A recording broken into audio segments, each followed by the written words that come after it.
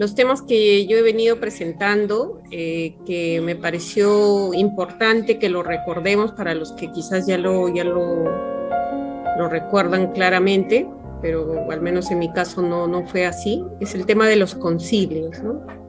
Es estas reuniones ecuménicas de la Iglesia que a lo largo de los años se han dado pues en toda la historia que llevamos como Iglesia católica, ¿no? Iglesia que procede de los apóstoles de Jesús, ¿no? Nace ahí la Iglesia, ¿no? En Pentecostés.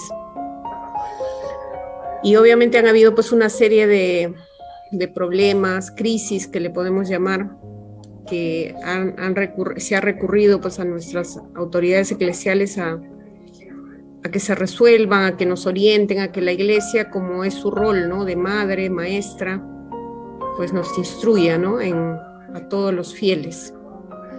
Entonces, bueno, nosotros hemos venido compartiendo este tema en varias reuniones. Aquí un poquito un resumen de lo que hemos visto, ¿no? Hemos visto el primero que comentamos era el Concilio de Jerusalén. Se puede considerar un concilio, si bien es cierto fue durante la época de los apóstoles, donde estaban todavía Pedro, Santiago, Juan, ¿no? En donde ocurrió una controversia del tema de la circuncisión, ¿no? Había una polémica entre los discípulos, apóstoles, de hacer que los paganos obviamente recibieran de manera como requisito, ¿no? El ser circuncidados para poder convertirse a cristianos, ¿no? Lo que se llamó el judaizar a todos los paganos. Y esto obviamente se presenta pues en algún momento en donde Pablo y Bernabé estaban en una misión y ellos van y se van hacia Jerusalén a buscar a Pedro, ¿no? Que es el representante de la iglesia, el que Jesús dejó como cabeza para que consulten qué hacer, ¿no? Y ahí es donde se resuelve esta controversia, ¿no? Esto lo hemos visto en los primeros temas. También hablamos del concilio de Nicea, que fue sí el primer concilio en donde se reunieron todos los obispos, tanto de Occidente y de Oriente, en el año 325 después de Cristo. Y el motivo de la reunión era pues contrarrestar una herejía que en ese tiempo había salido de Arrios, ¿no? que era una persona de la Iglesia también, ¿no? Que cuestionaba la divinidad de Cristo, ¿no? Es decir, que Cristo tendría en cierta forma otra categoría, no podría decirse de Jesús que sea Dios porque existía pues la figura de Dios Padre, ¿no? Por lo tanto, lo que concluían o pensaba este grupo de personas era pues que si hay un Dios Hijo, ese Dios Hijo fue creado por el Dios Padre, por lo tanto no existió desde un inicio, ¿no? Que por lo tanto al depender de su creación de Dios Padre, pues no podría tener la misma categoría de Dios, ¿no? Esto también se revisó y obviamente se logró entre todos los obispos que participaron, pues analizar esta controversia, compartir todas las experiencias que tenían y bueno, llegar a la conclusión del credo. El credo, la parte del Niceo, ¿no? La parte inicial, que luego se complementa en el siguiente concilio del año 381 con el credo constantinopolitano, ¿no? En donde aparte de aclarar la divinidad de Jesús, que es, ¿no? La parte del credo es pues que aclara que Jesús siempre ha existido, ¿no? ¿Cómo es la parte ahorita se me ha ido, creo en Dios Padre. Como poderoso. Sí, no, pero la parte del Hijo, no tengo acá el creo, pero nacido del Padre, ¿no? Cuando habla de Jesús, nacido del Padre antes de todos los tiempos, ¿no? O sea, ahí aclaran esa parte y también de la divinidad del Espíritu Santo, que es lo que también en el Concilio de Constantinopla aclaran pues las controversias que surgen a raíz de una doctrina que se llamaba macedonianismo, que negaba la divinidad del Espíritu Santo, ¿no? Entonces, en este credo constantinopolitano aclaran pues estos dos vertientes, ¿no? Del Espíritu Santo, que es Dios igual que Dios Padre y Dios Hijo, ¿no? Que tiene la misma divinidad, ¿no? Que Dios Padre y Dios Hijo. También es tratado en este tercer concilio de la Iglesia. Luego también, años después, en el 431, hablamos del concilio de Efeso, donde se cuestiona, pues, o hay posturas divergentes entre lo que se le llamaba el título de Madre de Dios, ¿no? A María. Porque a raíz de este título, pues, se desprendía, pues, el cuestionamiento de que Cristo tendría dos naturalezas, ¿no? La naturaleza divina y la naturaleza humana, ¿no? Esto también luego en el credo se va aclarando y afinando estas dudas que van saliendo en los creyentes, obviamente para ir educándonos correctamente, ¿no? Entonces ahí hablan pues de la que Cristo proviene de una sola naturaleza, ¿no? Tiene una única naturaleza, es una sola persona.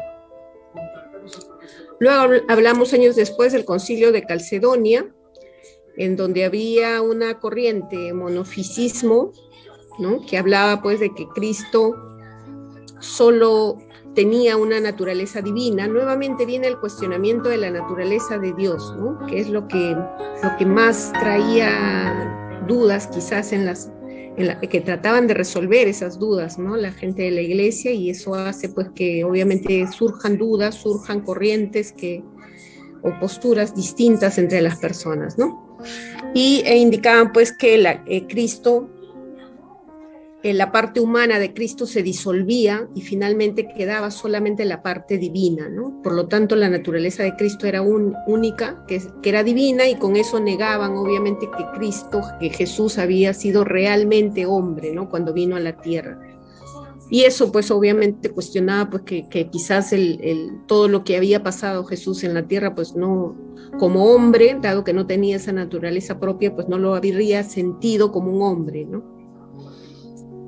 Bueno, esto ya lo hablamos, ¿sí? Y lo que quería compartir con ustedes ahora era el siguiente concilio, el segundo concilio de Nicea, convocado por la madre del emperador Constantino, Irene, en el año 787. Y ahora la controversia o el problema nació de la parte oriental, de la Europa oriental, por el culto de las imágenes, ¿no? Que surge, pues, allí dos grupos, ¿no? Unos que apoyan la utilización, el uso de imágenes en el culto, y otros que obviamente se oponían a eso, ¿no? Entonces, a raíz de esto que empieza a surgir en el pueblo, pues los emperadores intervienen, no porque les preocupe un problema de la iglesia, ¿no? Sino simplemente porque ellos buscaban que no hayan conflictos, que no hayan, pues, como que revueltas en el pueblo entre la gente que ocasionen, pues, que hayan divisiones, que hayan conflictos, que hayan guerras internas, ¿no? No les interesaba la fe realmente, ¿no? Entonces el emperador Bizancio, ¿no? En el año 717 y 741, pues vio pues que los judíos y los musulmanes estaban de acuerdo con el culto no estaban de acuerdo, perdón, los judíos ni los musulmanes no estaban de acuerdo con el culto a las imágenes que sí la tenían los cristianos, ¿no? Entonces, en el año 726 publica un edicto de represión al uso de imágenes, ¿no? Y empieza la persecución, pues, a los cristianos que practican el uso de imágenes en su culto, en sus rezos. La persecución obviamente vino acompañado de torturas, prácticamente se dieron muchas muertes aquí de personas de la iglesia, monjes que se oponían obviamente a ser reprimidos a esta persecución.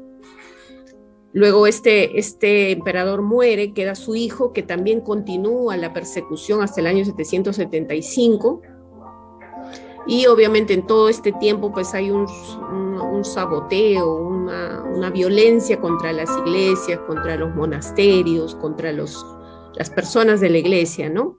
por un rechazo a esto del uso de las imágenes, en donde se incluía también el tema de las reliquias y la creencia en los santos. ¿Sí? En todo este tiempo, obviamente, la Iglesia se pronuncia a través del Papa San Gregorio II. El Papa le envía cartas al emperador León III, recriminándole por qué se inmiscuye en los temas de la Iglesia y explicándole las diferencias entre lo que son las imágenes y los ídolos, ¿no?